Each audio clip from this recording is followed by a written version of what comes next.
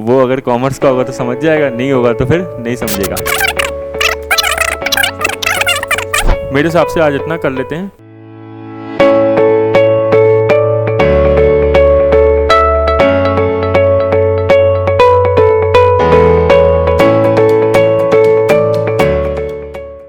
Hello students, very good morning. मेरा नाम है रोहित सिंघल। स्टूडेंट, आज हम आरएएस के हिसाब से अकाउंटिंग ऑडिटिंग जो है वो अपना कंटिन्यू कर रहे हैं। और हमारी लास्ट क्लास में हमने कुछ टॉपिक डिस्कस किया था, आपको ध्यान होगा तो, advantages of double entry system. तो advantages of double entry system क्या होता है कि डबल एंट्री सिस्टम क्योंकि बड़ी बड़ी कंपनीज बनाती है, छोटी छोटी स्मॉल ऑर्गेनाइजेशंस देखो हर कोई डबल एंट्री सिस्टम फॉलो नहीं कर सकती, क्योंकि डबल एंट्री सिस्टम के अंदर कॉस्ट लगती है, ठीक है ना। क्योंकि हर किसी को डबल एंट्री सिस्टम की नॉलेज नहीं होगी, हर किसी बिजनेसमैन को। तो वो क्या करेगा, किसी और को आउटसोर्स करेगा, किसी सीए को रखेगा या अकाउंटेंट को रखेगा, तो उसमें कॉस्ट इन्वॉल्व होगी, राइट। तो इसलिए क्या है कि डबल एंट्री सिस्टम जो है वो जनरली जो है बड़ी ऑर्गेनाइजेशन तो करती है और हर कोई लेकिन छोटी ऑर्गेनाइजेशन नहीं करती है। तो इसका सबसे बड़ा एडवांटेजेस क्या होता है कि अकाउंट्स जो हैं सिस्टमेटिक तरीके से मेंटेन्ड रहते हैं। और क्या एडवांटेज रहता है कि जो स्टैट्यूटरी बॉडीज़ हैं, जैसे इनकम टैक्स डिपार्टमेंट है, इनकम टैक्स डिपार्टमेंट एक स्टैट्यूटरी बॉडी है, एक एक्ट के थ्रू बना हुआ है, इनकम टैक्स एक्ट 1961, ठीक है। तो ये जो स्टैट्यूटरी मतलब ऑर्गेनाइजेशंस हैं, जैसे सेबी एक्ट है, ठीक है, सेबी आपको पता है security exchange board of India. तो ये सब जो बॉडीज़ होती हैं या फिर कोई बैंक होता है, ये सब डबल एंट्री सिस्टम को एक्सेप्ट करते हैं, स्वीकार करते हैं, ठीक है। और ये सब चाहते हैं कि जो टैक्स पेयर है, जो बिजनेस है बड़े बड़े, वो सारे के सारे डबल एंट्री सिस्टम पे अकाउंट्स मेंटेन रखें ताकि वो इजीली चेक हो सकें। प्लस क्या होता है कि डबल एंट्री सिस्टम करने के बाद अकाउंट्स की ऑडिट करना आसान हो जाती है। ऑडिट मतलब अकाउंट्स को चेक करना, ठीक है। सिंपल आप ये समझ सकते हो। ऑडिट वैसे हमारे कोर्स में है, नेक्स्ट बाद में हम डिस्कस करेंगे अकाउंट्स के बाद। तो ऑडिट मतलब सिंपल क्या होता है, अकाउंट्स को चेक करना, जांचना, ठीक है।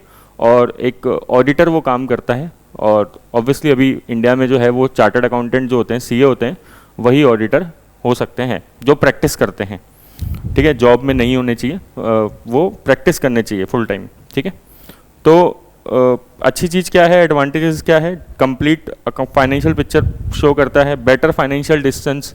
अभी हम पढ़ेंगे कि इससे एनालिसिस ऑफ अकाउंट्स बड़ा इजी हो जाता है डबल एंट्री सिस्टम से, ठीक है ना। क्योंकि इसकी मदद से बहुत सारे रेशोज़ निकाले जा सकते हैं, कंपैरेटिव, है ना, या ट्रेंड एनालिसिस, ये सब पढ़ना है अपन को, है ना।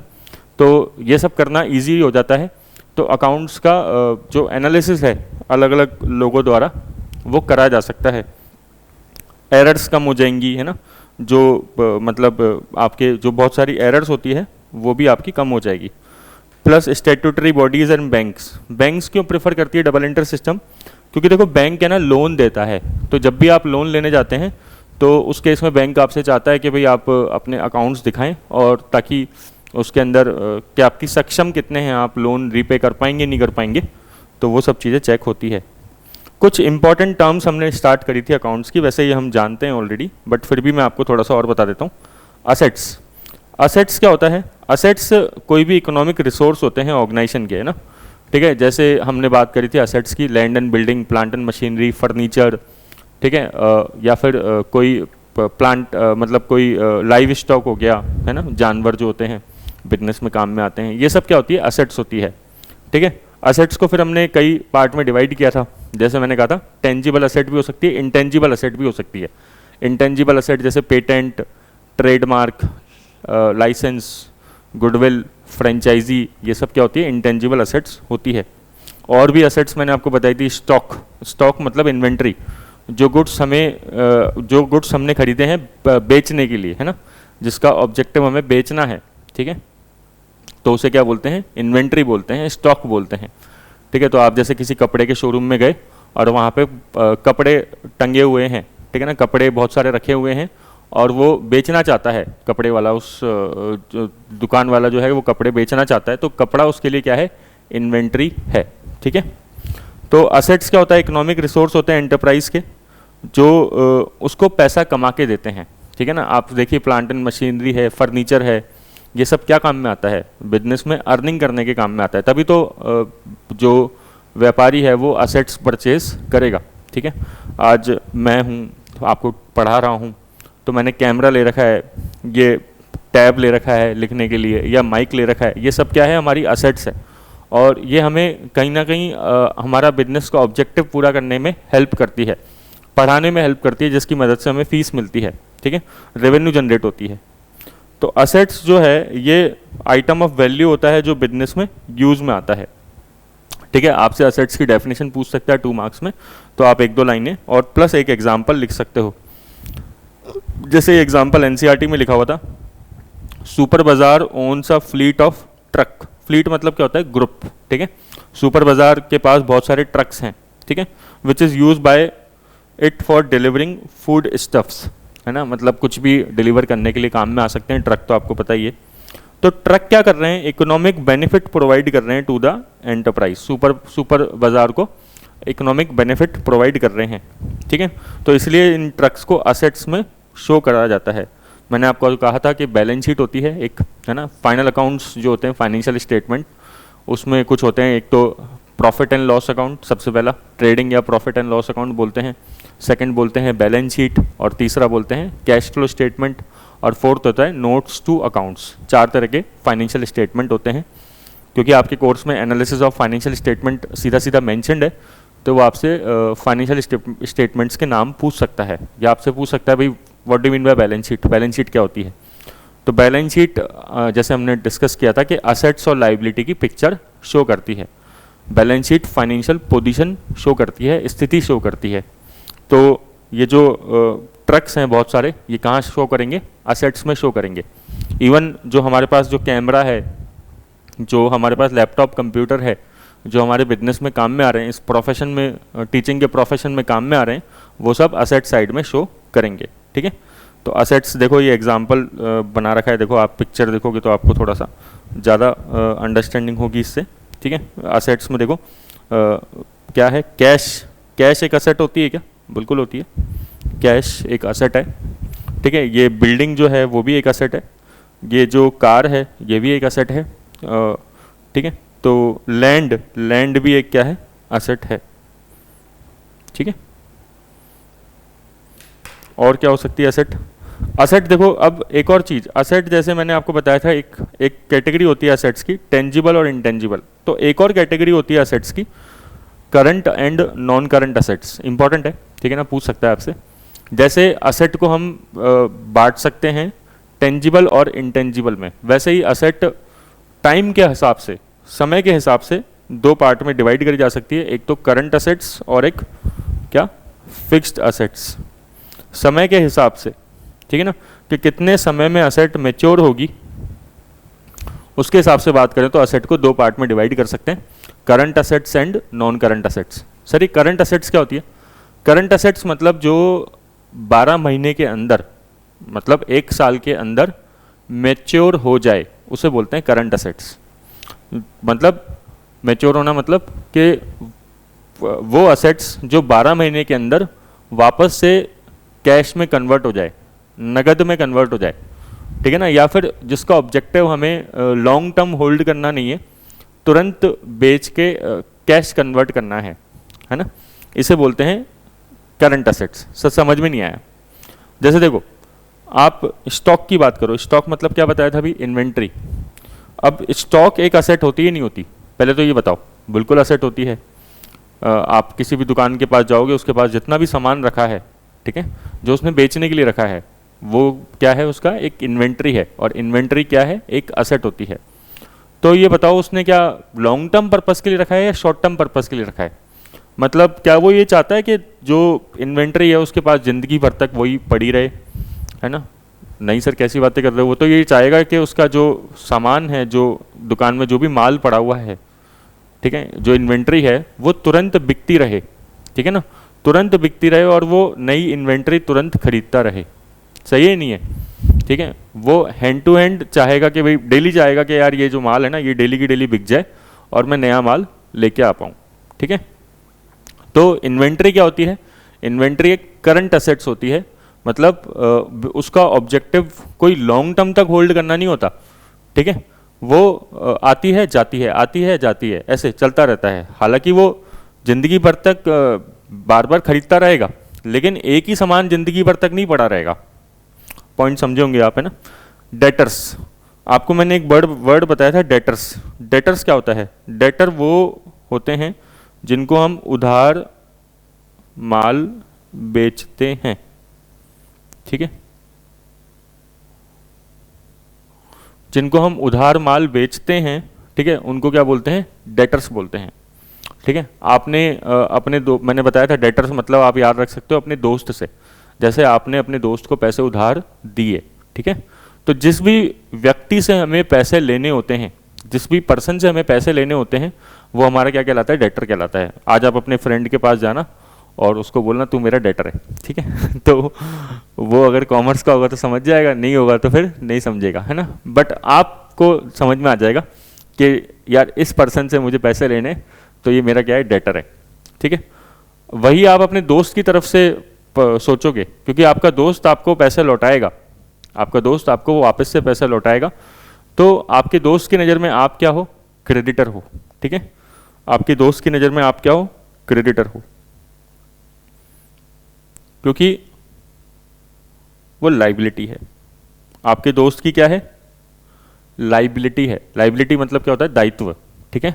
आपके दोस्त की जिम्मेदारी है कि आपको पैसे चुकाना, ऑब्लिगेशन कह सकते हो आप, है ना, ठीक है। लाइबिलिटी भी बोल सकते हो या ऑब्लिगेशन भी बोल सकते हो, हिंदी में जिम्मेदारी बोल सकते हो आप सिंपल टर्म्स में। तो डेटर और क्रेडिटर टर्म आपको समझ में आने चाहिए, इंपॉर्टेंट टर्म है। डेटर मतलब जब हमने किसी को उधार माल बेचा तो डेटर, और जिससे उधार माल खरीदा वो क्रेडिटर। तो डेटर करंट असेट्स होती ही नहीं होती? होती है भाई। जिसको हम उधार देंगे, गुड्स उधार देंगे, तो हम क्या चाहेंगे? डेटर पर्टिकुलरली वो लोग होते हैं जिसको हम गुड्स उधार बेचते हैं, इन्वेंट्री माल मतलब इन्वेंट्री या फिर स्टॉक बेचते हैं। तो हम क्या चाहेंगे कि यार ये पर्सन तो हमें 2 दिन में 3 दिन में, हम कितने दिन के लिए उधार देते हैं? आप किसी दुकान शॉपकीपर के पास जाओ और उससे उधार मांगो, है ना, उनसे उधार मांगोगे तो वो कितने दिन के लिए उधार देगा आपको? 10 दिन के लिए, है ना, 12 दिन के लिए, 15 दिन के लिए, कई बार 7 दिन के लिए, 2 दिन के लिए, 3 दिन के लिए। ऐसा तो नहीं कि उसने साल भर तक आपको उधार दे दी और वो भूल गया, ऐसा तो नहीं होता। तो डेटर हमेशा क्या होती है? करंट असेट्स होती है, ठीक है। कैश और बैंक अपने आप में करंट असेट है, क्योंकि कैश और बैंक तो अपने आप में कैश ही है, वो तो कैसे भी यूज़ कर लो, ठीक है ना। तो वो तो करंट असेट है ही ऑलरेडी, वो तो कैश में पहले से ही कन्वर्टेड है। भाई करंट असेट्स की डेफिनेशन क्या है? वो असेट जो 1 साल में कैश में कन्वर्ट हो जाए, ठीक है, वो असेट जो 1 साल में मेच्योर हो जाए। तो कैश तो पहले से ही कैश में कन्वर्टेड है ना। या फिर कोई शॉर्ट टर्म इन्वेस्टमेंट, आपने किसी कंपनी के शेयर खरीद लिए और आपका ऑब्जेक्टिव उसे 10 दिन 15 दिन रखने का है। जैसे ही उस कंपनी के शेयर के भाव बढ़ जाएंगे तो आप क्या करोगे? वो शेयर बेच दोगे। आपने टाटा मोटर के शेयर खरीद लिए, आपको लगा यार अभी 600 रुपये का चल रहा है, सस्ता चल रहा है, और जब 700 का हो जाएगा, बढ़ जाएगा, तो मैं तो बेच दूंगा, ठीक है। और आपको यकीन है कि 1-2 महीने में बढ़ जाएगा, और क्या। तो ये क्या है? करंट असेट्स है, ठीक है। फिक्स असेट्स या नॉन करंट असेट्स क्या होती है? अपने आप में देखो नाम में बता रहा है, नॉन करंट असेट्स, है ना, उसका दूसरा नाम क्या है? Fixed assets. पहले क्या है, जनरली हम लोग टर्म यूज़ करते थे फिक्स असेट्स, अब आजकल करंट और नॉन करंट ज़्यादा फेमस हो गया है ना। तो अब क्या बोलते हैं? शॉर्ट टर्म को तो करंट असेट्स बोलते हैं, और लॉन्ग टर्म जो असेट्स होती है उसको नॉन करंट असेट्स बोलते हैं। बट नॉन करंट असेट्स का दूसरा नाम फिक्स असेट होता है, आपको पता होना चाहिए। तो नॉन करंट असेट्स क्या होती है? जिसकी मैच्योरिटी 1 साल से ज़्यादा होती है। मतलब हम पहली बात तो बिजनेस में उसको रखते हैं तो बेचने के लिए नहीं रखते, ठीक है ना। हम बेचने के लिए नहीं रखते हैं ये वाली असेट्स को, जो नॉन करंट असेट्स होती है। हम क्यों रखते हैं? ताकि हमारे बिजनेस का ऑब्जेक्टिव पूरा हो जाए, ठीक है। अब जैसे देखो, furniture, plant and machinery, land and building, live stock, vehicle, intangible asset, बताओ ये सारी असेट कौन सी है? ये करंट है कि नॉन करंट है? फर्नीचर आपने रखा बिजनेस के अंदर, क्या इसको आप चाहते हो कि 1 साल के अंदर बेच दो? क्या इससे 1 साल से पैसा 1 साल के अंदर हमें ये कैश में कन्वर्ट हो जाए? आप चाहते हो क्या? नहीं चाहते। आप हमेशा चाहोगे कि फर्नीचर जो है हमारे पास लॉन्ग टर्म के लिए रखा रहे और हमारे जो बिजनेस के ऑब्जेक्टिव्स हैं वो पूरे करता रहे। ऐसी प्लांट एंड मशीनरी, अब कोई पत्थर ब्रेक करने वाली जो मशीन्स आती हैं, ठीक है ना, जैसे ये बड़े बड़े पत्थर होते हैं उसको, मार्बल वगैरह, उसको ब्रेक करने के लिए जो मशीन्स आती है, तो या फिर कोई सी भी मशीन आती है सिंपल, आप सोच सकते हो, तो उनका ऑब्जेक्टिव क्या होता है, वो बहुत लॉन्ग टाइम तक के लिए बिजनेस में होल्ड करना चाहते हैं कि भाई वो चाहते हैं यार ये ख़राब ना हो। और वो बेचते कब हैं, जब असेट्स को, जब वो बहुत पुरानी हो जाती है, टेक्नोलॉजी पुरानी हो जाती है, ख़राब हो जाती है, ठीक है ना। अदरवाइज़ वो बेचते नहीं हैं, जो प्लांट एंड मशीनरी है या फर्नीचर है, ठीक है ना। Land and building, land and building, अब आप किसी बिल्डिंग में बिजनेस कर रहे हो, 10 साल से कर रहे हो, 15 साल से कर रहे हो, 50 साल से एक ही बिल्डिंग में बिजनेस कर रहे हो, ऐसे बहुत सारे बिजनेस है। तो आपने वो बेचने के लिए खरीदे ही नहीं थे, आप तो व्यापार करने के लिए खरीद रहे हो उसको। तो ये कौन सी एसेट होती है, नॉन करंट एसेट होती है। ऐसे ही लाइव स्टॉक, ठीक है, लाइव स्टॉक आप क्या है, बेचने के लिए नहीं खरीदते हो आप, वही बात के बिजनेस के अंदर जो उसको यूज़ आएंगे, ये सारी एसेट आपकी क्या आती है, यूज़ आती है, ना कि बेचना चाहते हो। हाँ, हो सकता है कि मेरा बिजनेस ही मान लो बेचने का है एनिमल्स को, तब ये मेरा इन्वेंट्री बनता है, ठीक है ना। हो सकता है कि भाई हम तो चाहते ही हैं कि हमारे पास जो हमारा व्यापार है वो जैसे बहुत सारी ऐप्स होती है जिसमें गाय भैंसे वगैरह आप खरीद सकते हो, तो वो तो उनका बिजनेस है ना ये बेचना। उनके बिजनेस में वो इस्तेमाल करने के लिए नहीं खरीदी उन्होंने, ठीक है। अगर इस्तेमाल करने के लिए खरीदी होती तो वो फिक्स एसेट बनती, ठीक है। अब आपको समझ में आ रहा होगा कि क्या डिफरेंस होता है फिक्स एसेट और इन्वेंट्री के अंदर, ठीक है। अब मान लो मेरा बिजनेस ही है कि मैं ये जो टैब है इसको बेचता हूँ, ठीक है।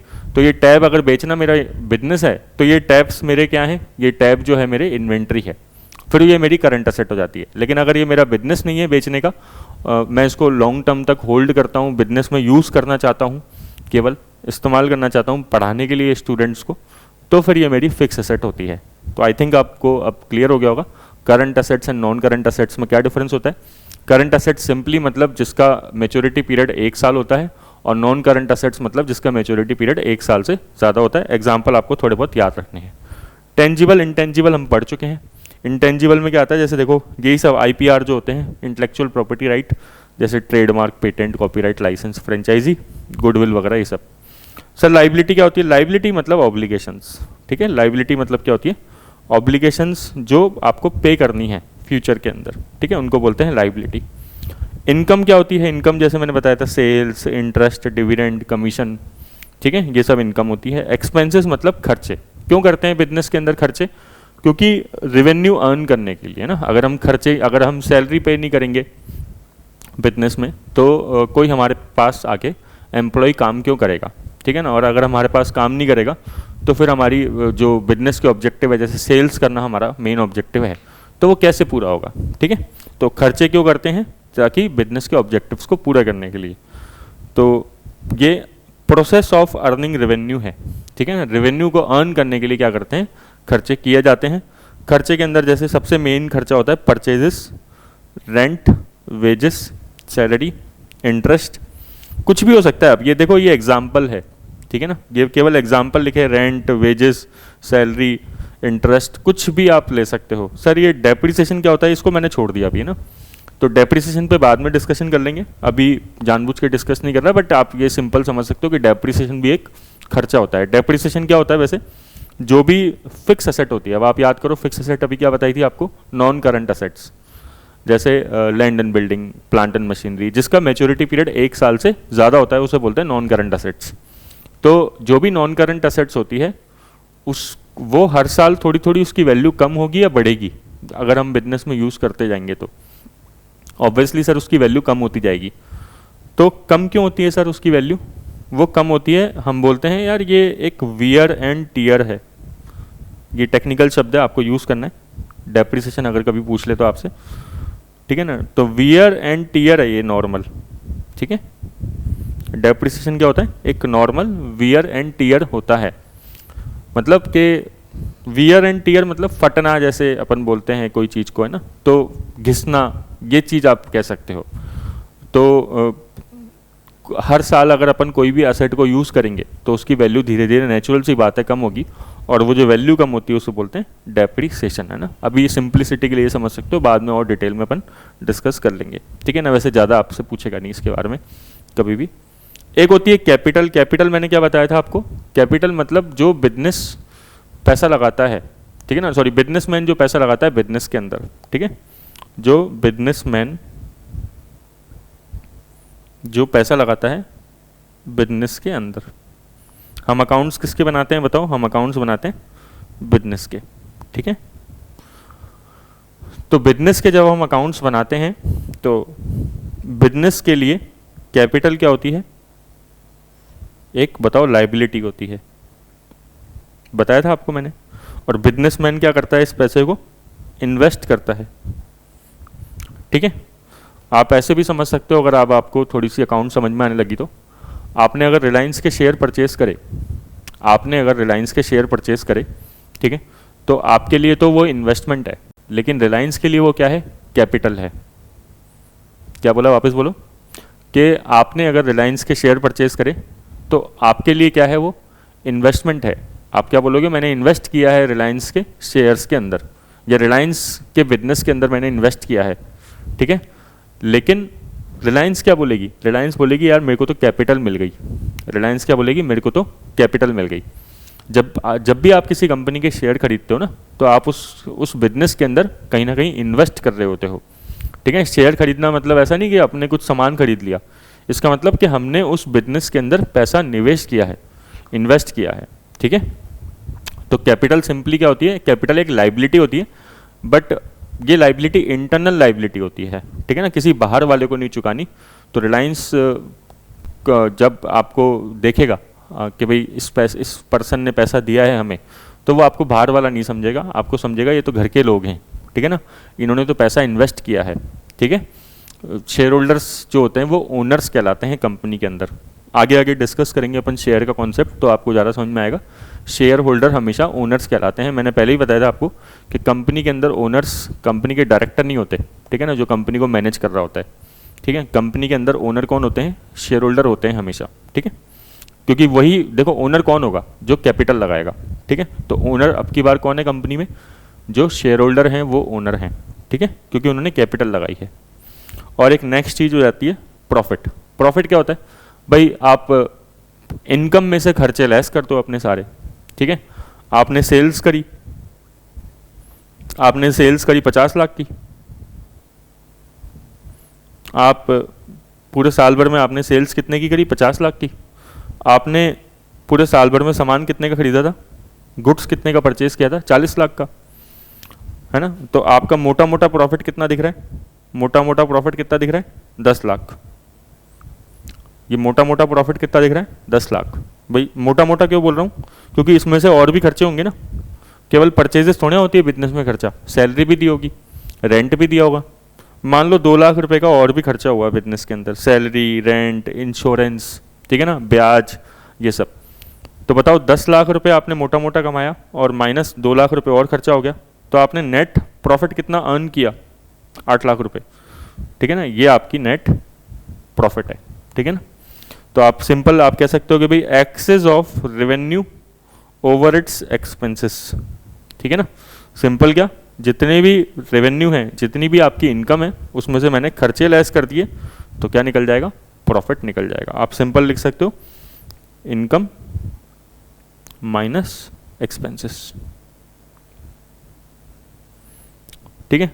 मैं बहुत जनरल तरीके से नहीं पढ़ा रहा आपको, है ना, ठीक है, कि भाई अपन केवल ऊपर ऊपर से बातें कर रहे हैं। जनरल तरीके से पढ़ें तो केवल ये डेफिनेशन पढ़ सकते हैं, बट देखो आपको पता ही कि अब जो एग्ज़ाम है वो क्योंकि अच्छे लेवल का आ रहा है, तो आप मतलब अपन एक्सपेक्ट नहीं कर सकते कि केवल जनरल डेफिनेशन पूछ ले कि what do you mean by double entry system, और वो वहीं तक ही सीमित रहे, है ना। थोड़ा सा अपन को चीज़ें टेक्निकल तरीके से समझनी पड़ेगी, है ना। तो ज़्यादा डेप्थ में नहीं जाएंगे, बट हाँ थोड़ा सा जाएंगे, जितना एटलीस्ट ये पेपर आया था लास्ट, उससे थोड़ा 5-10% ऊपर ही जाने की बात करेंगे। अब नेक्स्ट टॉपिक जो आता है वो एनालिसिस ऑफ फाइनेंशियल स्टेटमेंट आता है, techniques of analysis of financial statement. अगर आप देखोगे सिलेबस के अंदर तो ये टॉपिक हमारा नेक्स्ट टॉपिक है, techniques of analysis of financial statement. साथ में ध्यान रखना जो अभी तक हमने टाइम लगाया है, ठीक है ना, हमने बेसिक चीज़ें टाइम समझने में टाइम लगाया, असेट, लाइबिलिटी, शेयर्स वगैरह ऐसी चीज़ें, कैपिटल, तो ये चीज़ें ना हर जगह पे कॉमन रहती है, मतलब ये बार बार आएंगी, ठीक है ना, पूरे अकाउंट्स के सिलेबस में आएंगी आगे तक, ठीक है। तो आपको ये बार बार दिक्कत नहीं आएगी कि यार ये क्या होता है, ये क्या होता है, ये क्या होता है। अब एक चीज़ बताओ, सबसे पहले तो क्वेश्चन ये आता है कि सर ये technique of analysis of financial statement तो समझा देना आप, लेकिन एक बार और बता दो ये फाइनेंशियल स्टेटमेंट्स क्या होते हैं, कि सर एक बार और बता दो ये फाइनेंशियल स्टेटमेंट क्या होते हैं।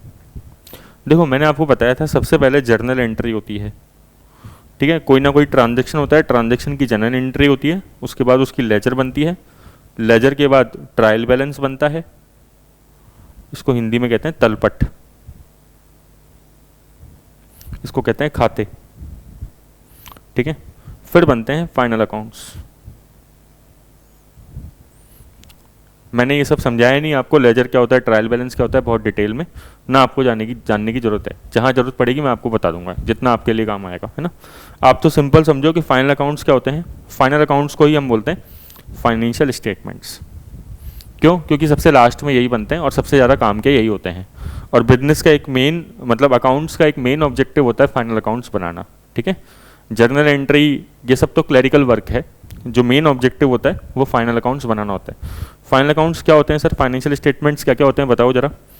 आपको बता चुका हूँ मैं, एक तो होता है trading and profit and loss account, ठीक है। ये लिख लेना, अगर आपने मतलब पहले नहीं नोट कर रखे तो लिख लोगे तो बढ़िया रहेगा, बाकी नोट्स तो आपके पास रहेंगे ही, आप मेरे से मांग सकते हो, मैंने आपको दे दूंगा जैसे मैंने पहले ही बताया था। दूसरा होता है बैलेंस शीट,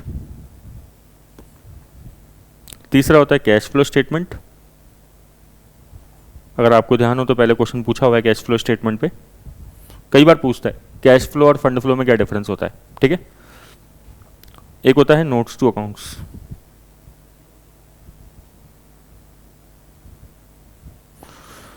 सर ये प्रॉफिट एंड लॉस अकाउंट क्या होता है। अब आपको देखो, ये trading and profit and loss account, इसको मैं प्रॉफिट एंड लॉस अकाउंट भी बोल सकता हूँ, या इसको शॉर्ट में P&L भी बोल सकता हूँ, है ना। तो हम लोगों के तो वर्ड क्या है, मुंह पे रटा हुआ होता है P&L, तो आप समझ जाना जब भी मैं प्रॉफिट एंड लॉस बोल रहा हूँ तो ये पूरा ही पहला पॉइंट की बात चल रही है।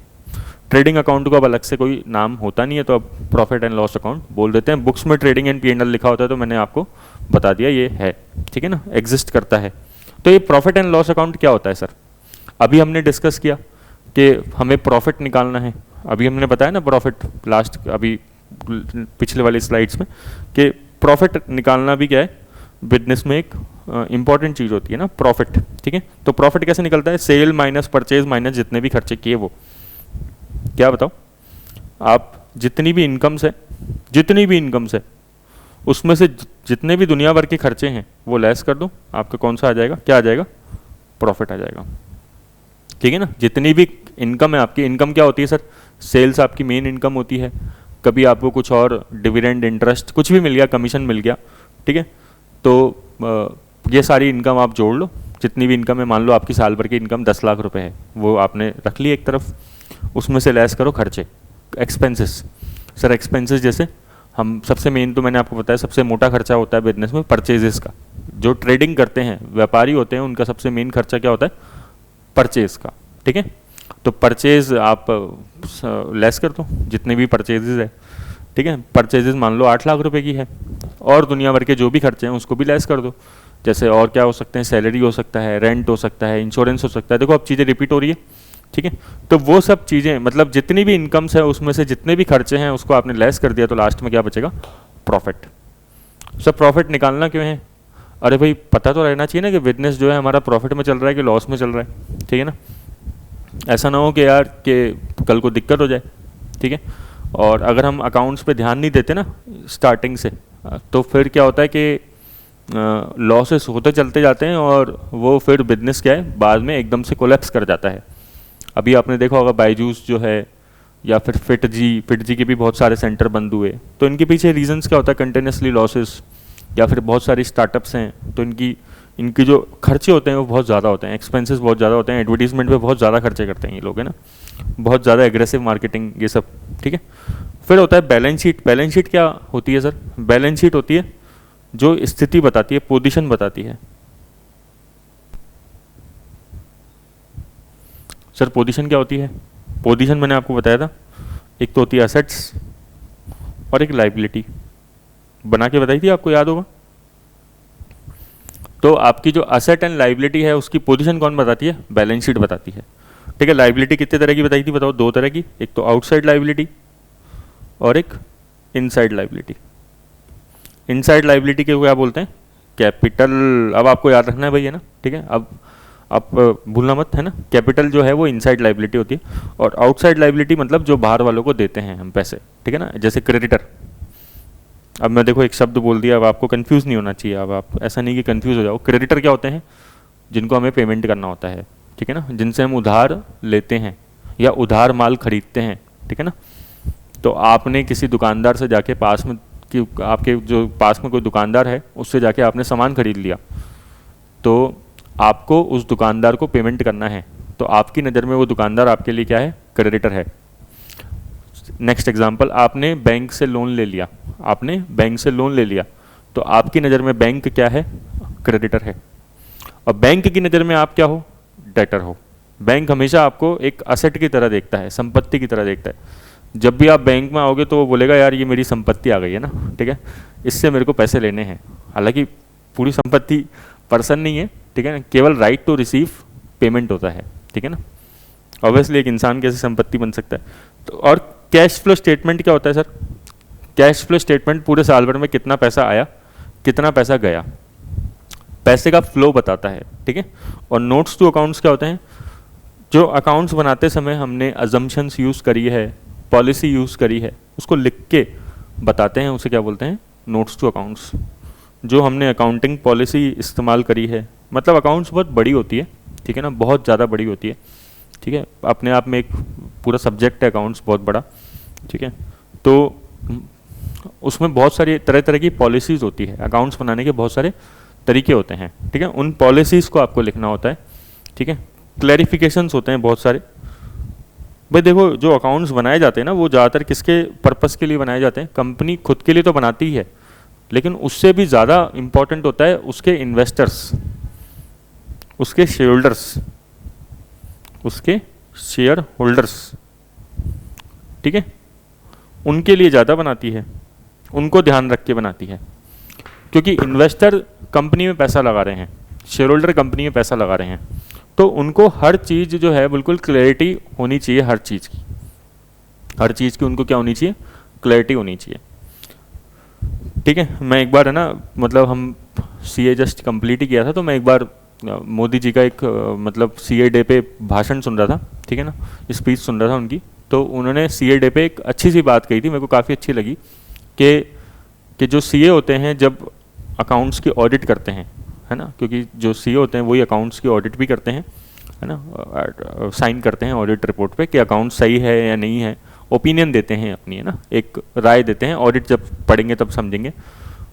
तो अकाउंट्स क्या है? अकाउंट्स तो कहने को तो एक ऐसे बस केवल कागज़ है, लेकिन उन अकाउंट्स के बेसिस पे करोड़ों लोग उस कंपनी पे भरोसा रखते हैं, ठीक है ना, और उस पर निवेश करते हैं कि यार ये जो अकाउंट्स हैं सही है, किसी ने इस पर साइन किए हैं। तो अगर वो साइन ही गलत होंगे, अगर वो अकाउंट्स गलत हैं, फॉल्सिफाइड अकाउंट्स हैं, ठीक है ना, गड़बड़ है उन अकाउंट्स में, जैसे सत्यम केस में हुआ था 2008 में ना। सत्यम केस में क्या हुआ था कि कंपनी ने जो है वो बहुत सारा कैश दिखाया था ऑडिटर के साथ मिलके, ठीक है। सत्यम रामालिंगम राजू उस टाइम पे डायरेक्टर थे, और उन्होंने बहुत सारा कैश दिखाया था, फेक कैश दिखाया था। और इसके खिलाफ फिर बाद में जो है सीए इंस्टीट्यूट ने, आईसीआई जो बॉडी है, उसने जो सीएस थे उनको बाद में उनकी मेंबरशिप भी, मतलब उन पे एक्शन लिया था, है ना, ठीक है, उनकी मेंबरशिप भी रद्द करी थी कईयों की सीए की। तो उस टाइम पे काफ़ी मतलब ये मैटर चला था। तो मतलब वो मेरे को स्पीच काफ़ी अच्छी लगी कि हाँ यार ये एकदम करेक्ट है कि सीएस के जो है ऑडिटर, मतलब जब ऑडिट कर रहा है सीए, जब ऑडिटर की तरह ऑडिट कर रहे हैं, तो उनके बेसिस पे बहुत सारे लोग डिसीजन लेके शेयर खरीदते हैं, और वो शेयर सोचते हैं कि जैसे 20-30 साल के लिए खरीदते हैं कई लोग, के वो सोचते हैं यार मेरे बच्चे की शादी में काम आएंगे ये बाद में, है ना, क्योंकि वैल्यू बढ़ जाएगी। आप देखोगे टाइटन के शेयर की वैल्यू पहले 20 साल पहले कितनी थी और आज बहुत ज़्यादा है। तो कई लोगों ने उससे घर बना लिए अपने, कई लोगों ने बच्चों की शादी प्लान कर ली उससे, और भी बहुत सारी चीज़ें प्लानिंग कर ली, ठीक है ना। हमारे पास भी ऐसे बहुत सारे कंपनी के शेयर रहते हैं जो हम 10-20 साल के लिए खरीदते हैं। तो इसलिए मतलब अकाउंट्स क्या होने चाहिए? अकाउंट्स होने चाहिए, एक शब्द आता है, अकाउंट्स हमेशा ट्रू एंड फेयर होने चाहिए, सही एवं उचित होने चाहिए, ठीक है। इसको और समझेंगे हम डिटेल में इन चीज़ों को, ठीक है। तो ये एनुअल फाइनेंशियल स्टेटमेंट है। क्या हो गया? बैलेंस शीट, P&L और कैश फ्लो स्टेटमेंट, और आप यहाँ पे लिख सकते हो नोट्स टू अकाउंट्स। ठीक है। तो ये P&L हो गया, देखो प्रॉफिट एंड लॉस अकाउंट है ना, ये बैलेंस शीट हो गया। अकाउंट भी बोल सकते हो, स्टेटमेंट भी बोल सकते हो, एक ही बात है, कोई फ़र्क नहीं है ज़्यादा, ठीक है। आपके लेवल पे ऐसा कोई फ़र्क नहीं पड़ेगा। तो सबसे मेन तो होता है बैलेंस शीट और P&L, ठीक है। प्रॉफिट एंड लॉस क्या बताता है, प्रॉफिट बताता है। बैलेंस शीट क्या बताता है, पोजीशन बताता है, ठीक है। आपको ये ध्यान रखना है हमेशा। अब देखो, जैसे बैलेंस शीट क्या बताती है, बैलेंस शीट क्या शो करती है। बैलेंस शीट मैंने आपको बताया था, बैलेंस शीट एक इक्वेशन शो करती है, assets is equal to liability plus capital. Balance sheet हमेशा एक इक्वेशन शो करती है, assets is equal to liability plus capital. इसका मतलब क्या होता है कि जो भी हमने संपत्ति खरीदी है, जो भी हमने संपत्ति खरीदी है, जैसे कैश, इन्वेंट्री, प्रॉपर्टी, कुछ भी हो सकती है संपत्ति, बहुत तरह की। अब आप सारी तरह की assets, land, building, furniture, machine वगैरह जो भी असेट्स हैं, सब की सब, वो जितनी भी असेट्स खरीदी है हमने, वो कैसे खरीदी है, दो तरीके से खरीदी है। या तो लायबिलिटी से, मतलब उधार लेके, उधार किससे लिया, बाहर वालों से, ठीक है ना। बाहर वालों से जैसे बैंक से लोन ले लिया, आप तो केवल एक चीज़ समझ लो, बैंक से लोन, बाकी आपको समझने की ज़रूरत नहीं है, ठीक है ना। बैंक से लोन ले लिया और खुद का पैसा लगाया, खुद के पैसे को क्या बोलते हैं, कैपिटल। और कंपनी में शेयर होल्डर लगाते हैं पैसे को, ठीक है ना। कंपनी के केस में कौन लगाते हैं पैसा, शेयर होल्डर्स, ठीक है ना। कंपनी के केस में कैपिटल कौन लगा रहा है, शेयर होल्डर लगा रहे हैं, तो उसे इक्विटी भी बोलते हैं, ठीक है ना। शेयर होल्डर्स इक्विटी बोल सकते हैं, ठीक है। आपने टर्म सुना होगा इक्विटी शेयर्स, ठीक है। अगेन देखो, इसी चीज़ को वापस से ऐसे लिखा हुआ है कि बैलेंस शीट सिंपल क्या हो सकती है, जितनी भी असेट्स है, जितनी भी असेट्स हैं, वो सामने हम क्या रख सकते हैं यहाँ पे, लायबिलिटी और कैपिटल, ठीक है। जैसे मतलब क्या, ये सारी चीज़ें आपको देखने की जरूरत नहीं है, बस आप एक मोटा मोटा आइडिया ले लो कि जैसे असेट्स, एक आपके पास 1 करोड़ की असेट्स हैं, ठीक है। जैसे आपके पास 1 करोड़ की असेट्स हैं और लायबिलिटी है मान लो 60 लाख की, और खुद का पैसा है 40 लाख का, तो इधर भी कितना आ जाएगा, 1 करोड़, इधर भी कितना आ गया, 1 करोड़। क्या मतलब हुआ बताओ इसका, कि हमने 1 करोड़ की संपत्ति खरीदी, ठीक है, और खुद के पैसे कितने थे हमारे पास, उसमें से 40 लाख, और बाहर वाले से कितने लिए थे हमने, 60 लाख रुपए, ठीक है ना। मतलब लोन कितना लिया था, 60 लाख का, और खुद के पैसे कितने थे, 40 लाख के थे, ठीक है। तो अब असेट्स को मैंने बोल दिया कि असेट्स करंट असेट्स भी हो सकती है, नॉन करंट असेट्स भी हो सकती है, तो हम जानते हैं असेट्स को हम टेंजिबल और इंटेंजिबल भी बोल सकते हैं, ठीक है। तो ये तो करंट और नॉन करंट, करंट क्या होती है वैसे, जो 1 साल के अंदर अंदर पे करनी है, मतलब 1 साल के अंदर अंदर कैश में कन्वर्ट हो जाएगी, ठीक है, जिसकी मैच्योरिटी 1 साल के अंदर अंदर आ जाएगी, जैसे स्टॉक, डेटर्स, ठीक है। 2 एग्जाम्पल याद रख लोगे तो भी बहुत है, तीसरा याद रख लो तो कैश याद रख लो। नॉन करंट असेट्स जैसे लॉन्ग टर्म जो असेट्स होती है, लंबे समय के लिए फिक्स असेट्स जो होती है, उसे क्या बोलते हैं, नॉन करंट असेट्स, जैसे building, plant and machinery, furniture. इसी तरीके से लायबिलिटी, लायबिलिटी जैसे 60 लाख की है, तो लायबिलिटी भी करंट और नॉन करंट हो सकती है। करंट लायबिलिटी क्या होती है सर, जो 1 साल के अंदर अंदर हमें चुकानी है, जो 1 साल के अंदर अंदर हमें रीपे करनी है, तो वो करंट लायबिलिटी होती है। जैसे आपका क्रेडिट कार्ड, अब आप क्रेडिट कार्ड पे उधार ले लेते हो, ठीक है, क्रेडिट कार्ड यूज़ करके अगर आप उधार लेते हो, तो आप वो करंट लायबिलिटी होती है, ठीक है ना। 1-2 महीने में आपका एक टाइम लिमिट होता है, उसके अंदर अंदर आपको चुकाना होता है। और नॉन करंट लायबिलिटी जैसे आपने बैंक से लोन ले लिया, ठीक है ना, और वो लोन 15 साल 20 साल के लिए हाउसिंग लोन ले लिया आपने, तो वो नॉन करंट लायबिलिटी है। हालांकि कुछ पोर्शन उसमें से करंट रहता है, क्योंकि अपन हर महीने किस्तें चुकाते रहते हैं, ठीक है ना। लेकिन जो 1 साल के बाद जो किस्तें चुकानी है वो नॉन करंट होता है, बट इतना डेप्थ में जाने की जरूरत नहीं है। इक्विटी, इक्विटी मतलब कैपिटल, क्या बताया इसका मतलब क्या होता है, कैपिटल। और कंपनी की बात करें तो कंपनी में पैसा कौन लगाता है, शेयर होल्डर लगाते हैं, कैपिटल कौन लगाता है, शेयर होल्डर्स लगाते हैं। मतलब मेरे हिसाब से आपको ये बातें समझ में आनी चाहिए, बस सिंपल बात ये है। और प्रॉफिट एंड लॉस अकाउंट कैसे बनता है, income minus expenses is equal to profit. Revenue मतलब क्या है, जितनी भी दुनिया भर की इनकम्स है उसमें से खर्चे लेस कर दिए तो प्रॉफिट आ गया, ठीक है। ये मैंने शॉर्ट में इसलिए मतलब ऐसे लिख के दिया है ताकि आपको क्या है ज़्यादा कन्फ्यूजन ना हो, क्योंकि आपसे देखो P&L अकाउंट बनवा के नहीं बोलेगा कभी भी कि बताओ प्रॉफिट एंड लॉस स्टेटमेंट बना के दिखा दो, नहीं। प्रैक्टिकल तो कुछ करवाएगा नहीं इसमें आपसे ज़्यादा, तो वो आपसे बस केवल ये पूछ सकता है कि बताओ P&L अकाउंट का मतलब क्या होता है। तो आपको ये पता होना चाहिए कि भाई इनकम माइनस जो एक्सपेंसेस होते हैं वो प्रॉफिट होता है, वो उसका स्टेटमेंट होता है, ठीक है ना। प्रॉफिट एंड लॉस अकाउंट क्या बताता है, प्रॉफिट एंड लॉस स्टेटमेंट बोल लो या अकाउंट बोल लो, एक ही बात है, ठीक है। ये क्या बताता है, कि प्रॉफिट कितना है, बिजनेस में साल भर में कितना प्रॉफिट या लॉस है। जैसे बैलेंस शीट क्या बताता है, पोजीशन क्या है, ठीक है। अच्छा, तो मेरे हिसाब से आज इतना कर लेते हैं, फिर अपन कल स्टार्ट करेंगे यूजर्स ऑफ फाइनेंशियल स्टेटमेंट, और फिर हम कल ही स्टार्ट कर देंगे नेक्स्ट क्लास के अंदर ही techniques of analysis of financial statement. तब तक आप इतना रिवाइज कर लीजिए, ठीक है। Thank you so much.